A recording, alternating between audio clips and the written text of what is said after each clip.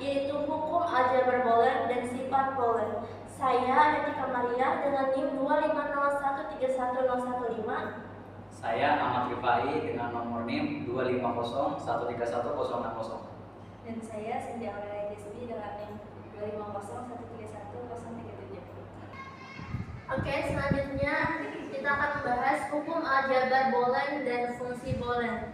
Oke, fondasi dan sejarah. Aljabar Boolean dikembangkan oleh George Boole pada tahun 1847.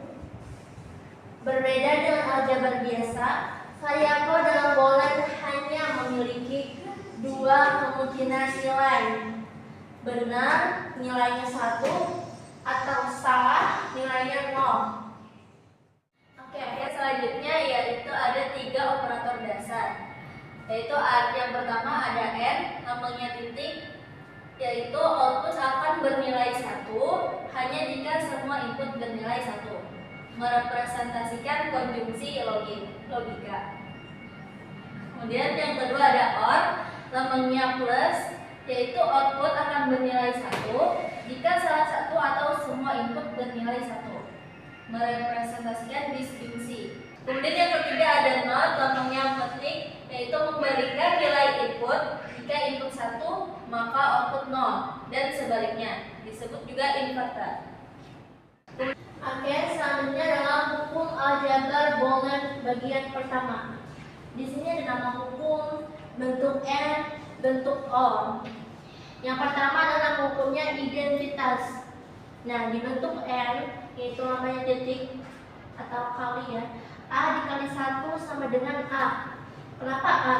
Kita misalkan A ini nilainya 1, karena kan A ini kan bisa 1 atau 0 kan. Kita anggap ini 1 misalkan. 1 dikali 1 sama dengan A. A tadi kan nilainya 1. Nah, 1 dikali 1 sama dengan 1. Benar kan? Kalau misalkan 0, A nya 0 nilainya misalkan. 0 dikali 1 sama dengan A tadi kan 0 tadi. 0. Nah, berarti benar. Jadi baik itu misalkan A ini nilainya 0 ke 1, berarti sama dengan Y itu atau nilainya itu adalah A. A dikali 1 sama dengan A. Terus yang ini bentuk O.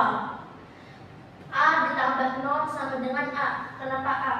Kita tadi A ini kan bisa nilainya 1 atau 0. Kalau misalkan 1, berarti 1 ditambah 0 sama dengan 1. 0. Nah, kalau misalkan nilainya A tadi 0, 0 ditambah 0 sama dengan 0. Itu A tadi. Nah, benar terbukti berarti. Lanjut ke dominansi. Nah, di hukum dominansi ini dibentuk N-nya adalah A dikali 0 sama dengan 0. Nah, kita misalkan lagi. Misalkan nilai bentuknya itu, nilai bentuk A ini adalah 1, berarti 1 dikali 0, 0. Benar kan? Misalkan 0 dikali 0 sama dengan 0. Benar. Lanjut ke bentuk O. Ini untuk A plus 1 sama dengan 1. Dan kita misalkan lagi A ini nilainya 0. 0 ditambah 1 sama dengan 1. Benar kan? Lanjut ke hukum idempoten. A dikali A sama dengan A. Misalkan A nya nilainya 0, 0 dikali 0, 0. A itu 0 kan tadi. Nah, kalau perumpamaannya 1, A di 1 nilainya 1 dikali 1 sama dengan 1 gitu. Lanjut ke OR. A plus A sama dengan A. Misalkan tadi A nya 0, 0 ditambah 0 sama dengan 0 gitu. Lanjut ke komplement. Hukum komplement. Jadi N itu A dikali A aksen sama dengan 0. Kenapa bisa 0? Nah, kita misalkan A ini 1. Nah, kalau A aksen kan berarti dia kebalikannya si A ini. Tadi kan 1, berarti kebalikannya apa? 0. Berarti A aksen ini nilainya adalah 0. Kalau A ini kan nilainya 1. 1 dikali 0 sama dengan 0. Gitu. Sampai dengan ini.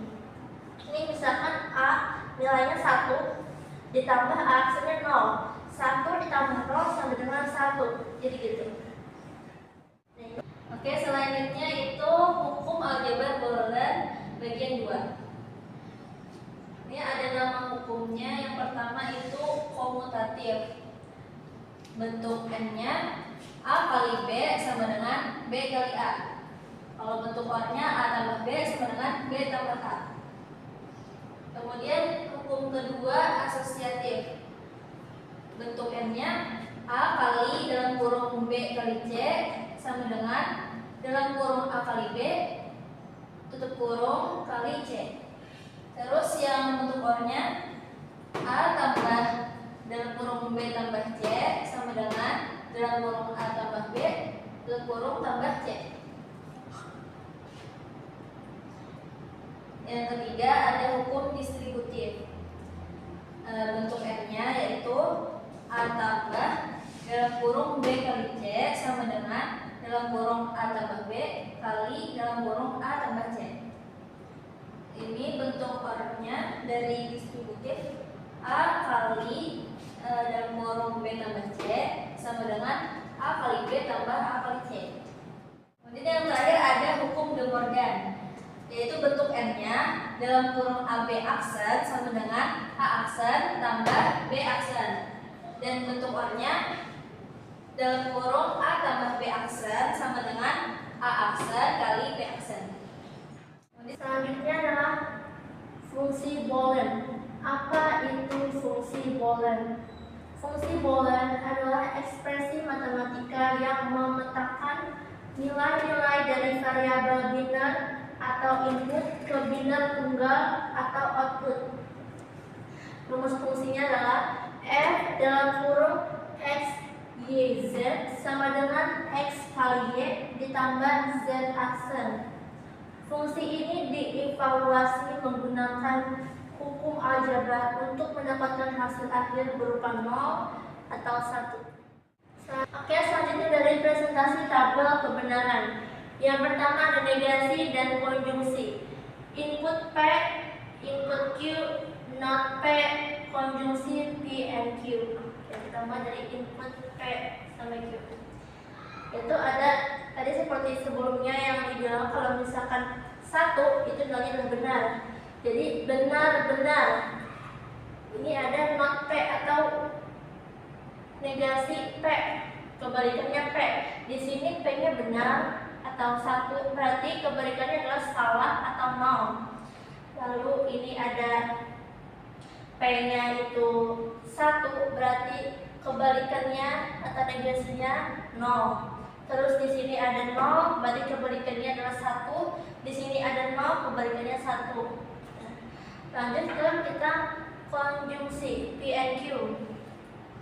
Nah, 1 P1 Q1 berarti benar dan benar. Berarti konjungsinya benar. Lalu ada benar dan salah. 1 dan 0 berarti konjungsinya adalah 0. Salah.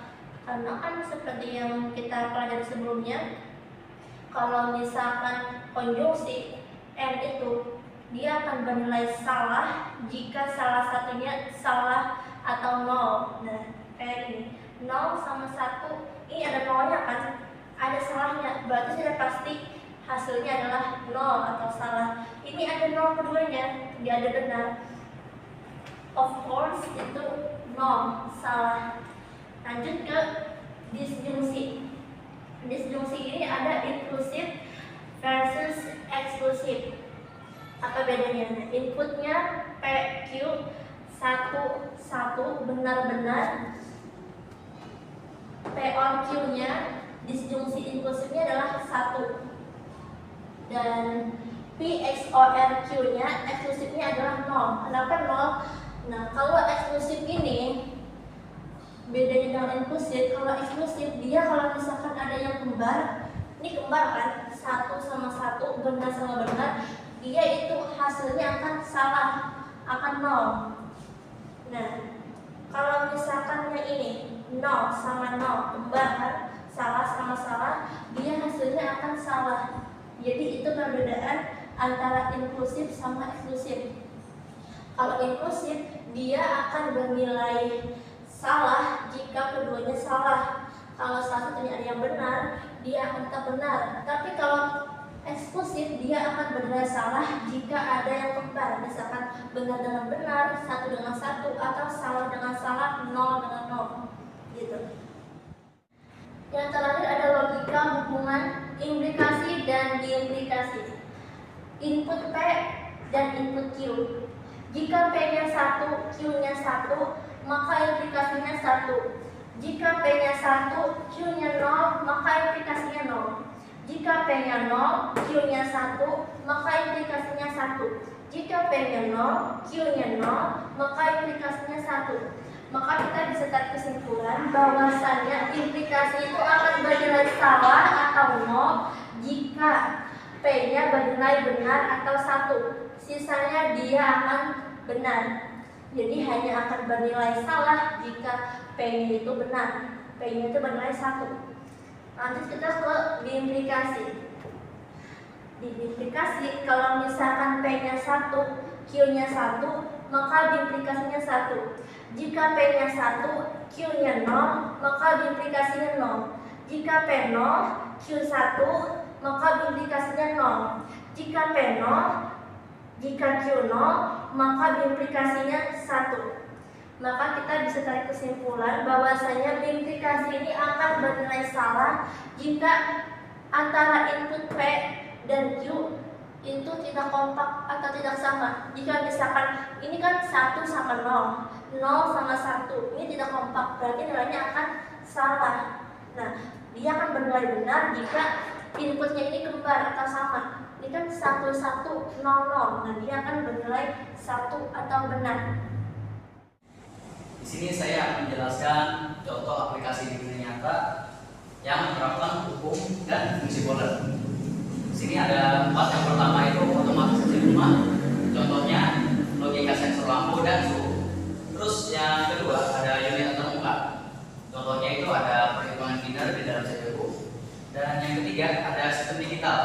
Contohnya itu jam, termometer, dan tampilan cek per segmen.